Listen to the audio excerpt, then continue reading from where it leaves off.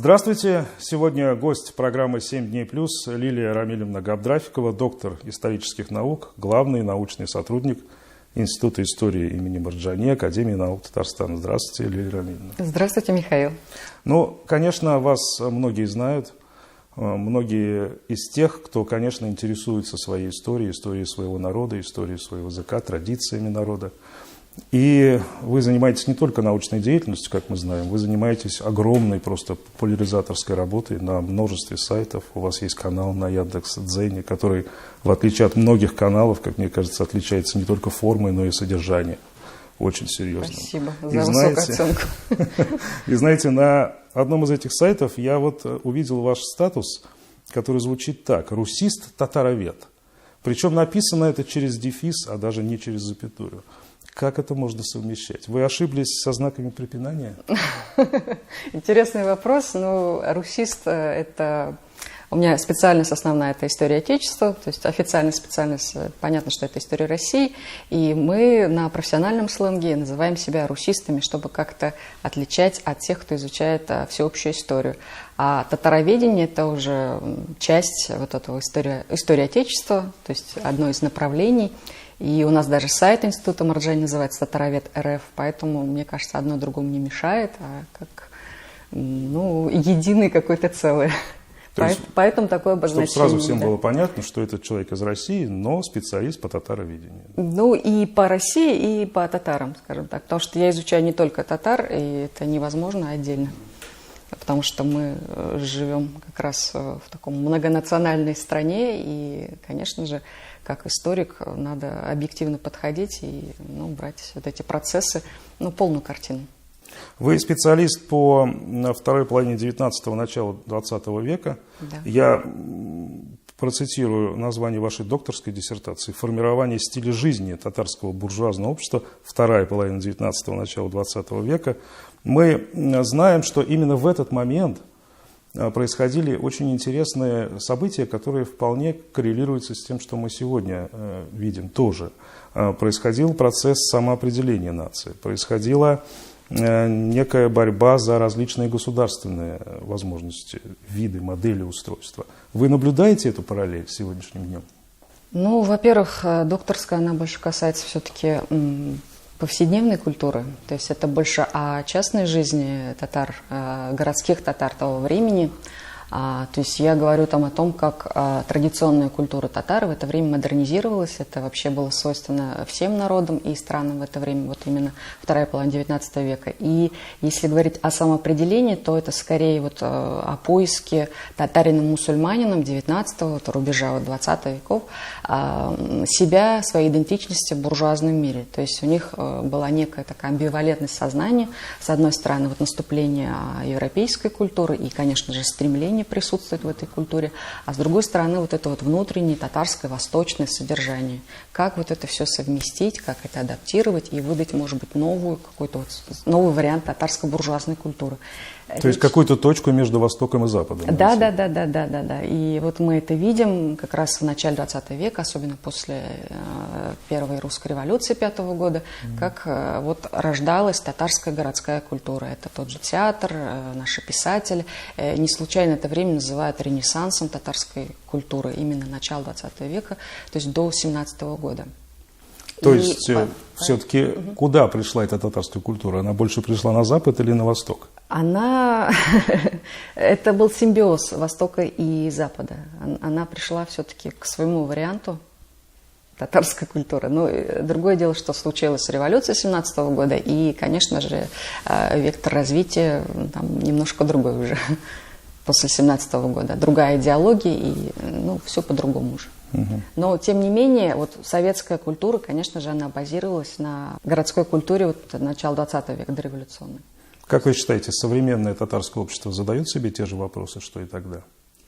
Я думаю, что да, потому что тогда была модернизация, сейчас глобализация, и так или иначе глобализация как раз началась, по сути, еще в XIX веке, и тогда татары искали какое-то свое место вот в этом буржуазном мире, сейчас татары ищут себя в глобальном мире. Понятно, что в эпоху цифровых технологий невозможно жить в какой-то изоляции, да, культурной изоляции, но тем не менее вот у татар, у части татар, может быть, есть стремление вот как-то сохранить свою идентичность, какую-то свою самобытность. И тем не менее быть в то же время современными татарами.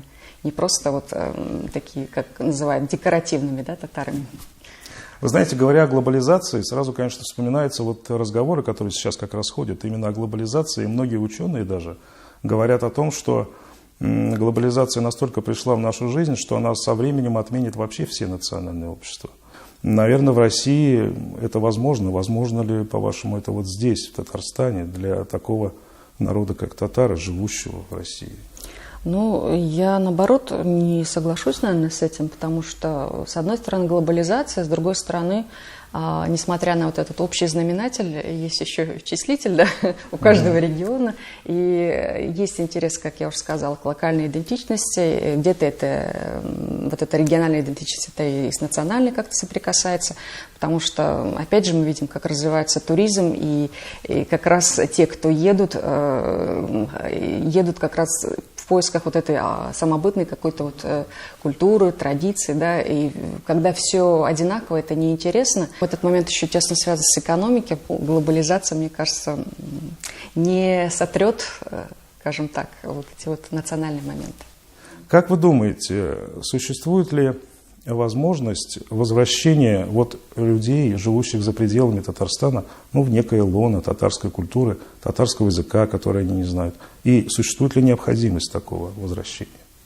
Ну, опять же, они и так, наверное, в лоне вот этой татарской нации, и их и не надо особо возвращать, потому что, да, есть русскоязычные татары, они есть и в Татарстане, их очень много, и татароязычные, но, тем не менее, всех их связывает общая история, общее происхождение, родственные отношения, семья, и поэтому, мне кажется, если все-таки говорить о возвращении, ну, условном, то вот надо базироваться на вот этих моментах, как история. А потом уже через интерес к своей истории, к происхождению уже будет интерес и к изучению языка татарского. Если человек не знает, то его дети, может быть, уже на каких-то курсах, может быть, в детских садах, там, школах или там, в онлайн-режиме, да, как сейчас популярно, все равно придут вот в татарской культуре, вот в таком общепринятом, да, смысле с языком и так далее.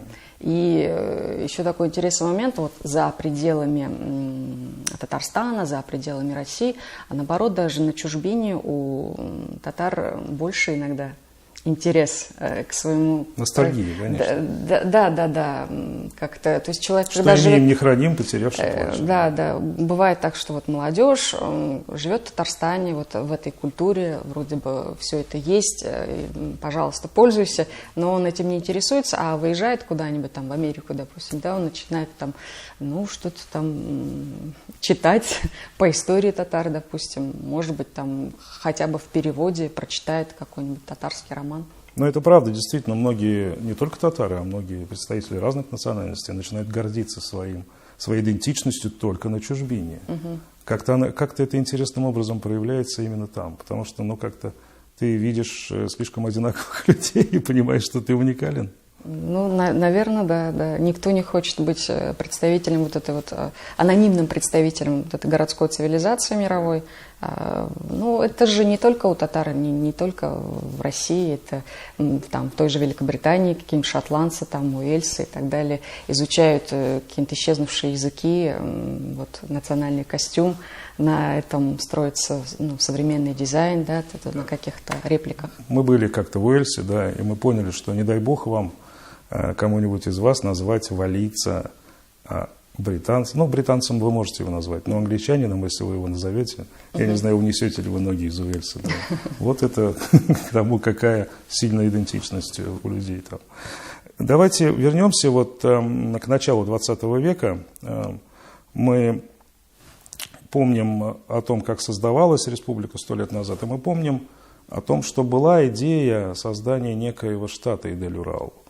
Идея, которая не была реализована, но снова проводя параллели, и сейчас мы тоже говорим о единстве и о противоположности татарского и башкирского народов. Как вы видите это единство, в чем? И в чем противоположность? Если оно есть, конечно. Интересный вопрос. Ну, особой противоположности я не вижу. Потому что это два близких народа, татары и башкиры, по языку, по культуре. И если брать историю, то татары вот как раз из Казанской губернии, из Поволжья, даже тогда я была не Казанской губернии еще, они переселялись как раз на территорию современной Башкирии, это в основном 18 век. Но еще мы из истории знаем, что еще в Средневековье наши предки там кочевали. То есть это постоянная миграция из востока на запад, из запада на восток. И в этом смысле, конечно же, у нас общая история, одна территория. И здесь особо противопоставлять-то нечего. Потому что, да, очень близкие народы. А если взять вот тот период, который я серьезно изучаю, это вот как раз вторая половина 19 века, начало 20-го, буржуазный период. Здесь опять же мы видим, что вот это сотрудничество было особенно плодотворным между татарами и башкирами. То есть это и в сфере образования, и в культуре. Мы видим, что татарские муллы, допустим, работали и на территории, Оренбургской губернии и уезжали дальше, там Казахстан. Оттуда ученики Шакирда приезжали учиться в казанских медресе. Тот же, допустим, Заки Валидий работал учителем в Апанаевском медресе. И он здесь написал и издал в Казани первый свой исторический труд «История тюрк и татар».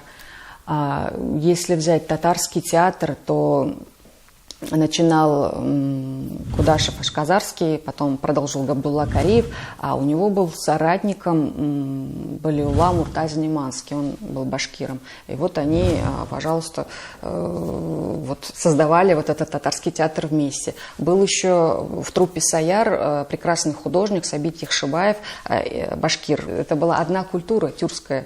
То есть европейская по форме, тюркская по содержанию. Когда уже возникла там башкирская ССР, татарская ССР, тоже, в общем-то, это все продолжалось. Это единство не было, видимо, вот этого противопоставления. Другое дело, что после войны уже появились какие-то малоприятные моменты. То есть сфера применения татарского языка в Башкирии уже был не таким широким, как хотелось бы, татарам. То есть тогда появилось телевидение, допустим, и в Уфе в том числе. И чтобы, допустим, татарскому артисту там выступить, надо было спеть песню на башкирском языке. Если хочешь выступить на телевидении, то изволь. Вот такие моменты. Либо там издательство «Китаб», в Уфе. Тоже мы видим, что многие этнические татары опубликовали свои книги на башкирском языке. Да. Не потому, что они писали на башкирском языке, потому что вот им, опять же, хотелось публиковаться. В Казани, наверное, говорили, у вас есть своя башкирская ССР, свое издательство государственное, пожалуйста, там. А в целом, если брать повседневный уровень общения, поскольку я сама из Башкортостана, то, конечно же, никаких проблем нет. Это, как я уже сказала, два близких народа. Язык, традиции, культура, общая история, общие деятели культуры. То есть, они их проходят, Габдуллу Тукая проходят, в принципе, и на уроках башкирского языка, и там других писателей башкирских тоже на уроках татарского языка. Мы, как историки, конечно же, должны стремиться к созданию объективной картины прошлого, чтобы не было никаких спекуляций на эту тему. В одной из своих статей вы говорили, что татарский мир и татарскую культуру начала XX века при близком рассмотрении можно назвать очень хрупкой системой. Угу. Что вы имели в виду и видите ли вы эту хрупкость сегодня? Хрупкость, наверное, в том, что влияние извне было сильное. То есть, с одной стороны, влияние русской культуры, с другой стороны, еще раньше влияние османской культуры и так далее. И в этих условиях, конечно же, наверное, было тяжело сохранить это свое лицо. все равно же были люди, которые вот так или иначе уходили в другие культуры. И в этом смысле, да, и в современном мире, наверное, есть такая опасность, когда мы говорим о глобализации, об общих знаменателях и так далее. Кому-то комфортно существовать там в таком глобальном культурном пространстве, а кто-то хочет все-таки, ну, какие-то вот свои национальные, чтобы вкрапления там были.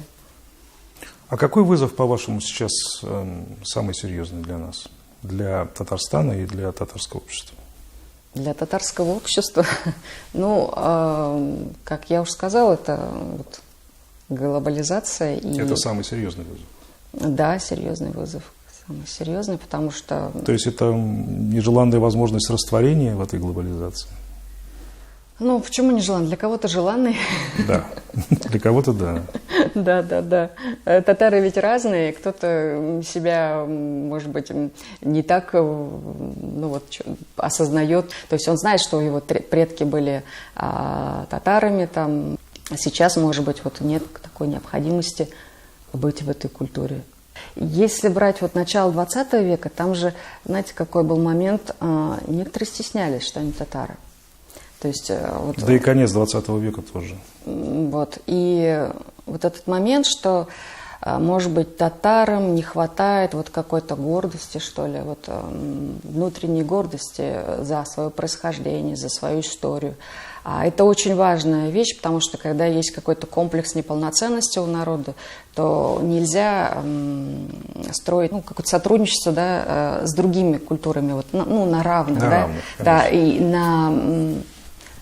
на уважение, потому что, ну, все равно будут, опять же, какие-то внутренние моменты, противоречия, и в этом смысле, конечно же, вот, татарам нужно больше изучать свою историю, находить в прошлом какие-то, может быть, позитивные примеры и учиться вот этому историческому опыту, и, возможно, это поможет уже смотреть на будущее с какой-то уверенностью, что да, я татарин, я татарка, у меня такой народ, такое прошлое, такие ментальные, может быть, установки, я с этим живу, и мне в этом комфортно.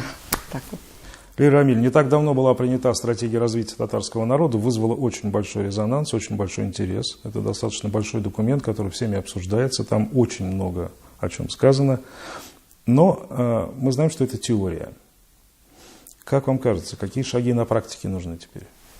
Ну, я тоже ознакомилась с этим документом, действительно очень любопытная вещь. Мне, конечно, как историку, там больше всего зацепило, ну, понравился вот такой момент, что история, внимание к истории, и вот как раз то, что мы говорили до этого, что вот на этом строится, в общем-то, идентичность татар в целом, если мы говорим и о татароязычных, и о русскоязычных татарах. И, конечно же, если говорить о каких-то практических действиях, я со своей стороны могу предложить вот как раз популяризацию вот этих научных знаний, истории, и, может быть, это как-то поможет вот, ну, другим татарам, да, осознать себя в этой культуре, и это все уйдет уже дальше. И плюс в этой стратегии же какой важный момент – это личная ответственность каждого татарина. Не просто там полагаться на государство, на какие-то вот органы, не там, спрашивай, власти что и так твоя далее. страна сделала для тебя, а лучше да, спроси себя, это что же ты все сделал начинается из семьи, потому что очень часто так бывает, что с каких-то высоких трибун там вот наша татарская интеллигенция говорят о сохранении языка, культуры, а в семье может быть так, что ну, не все говорят, допустим, на татарском языке, или ну, какие-то вот моменты проблемные могут быть с идентичностью, может быть.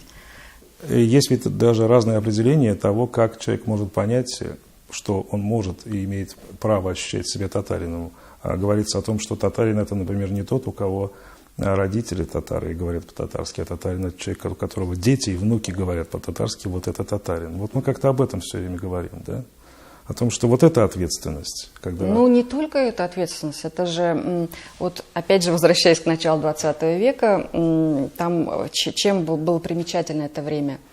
татары там вот строили вот эту вот, создавали новую культуру, но не было же никакой государственной поддержки. Но тем не менее издавались частные газеты, журналы на татарском языке. Было очень много книгоиздательств, и не только в Казани, а вот в других городах. Опять же, театральные труппы тоже вот на частной инициативе же это все строилось, общество. То есть именно вот на социальную какую-то работу, да, на социальное презрение направленное общество, благотворительное, они были в каждом городе.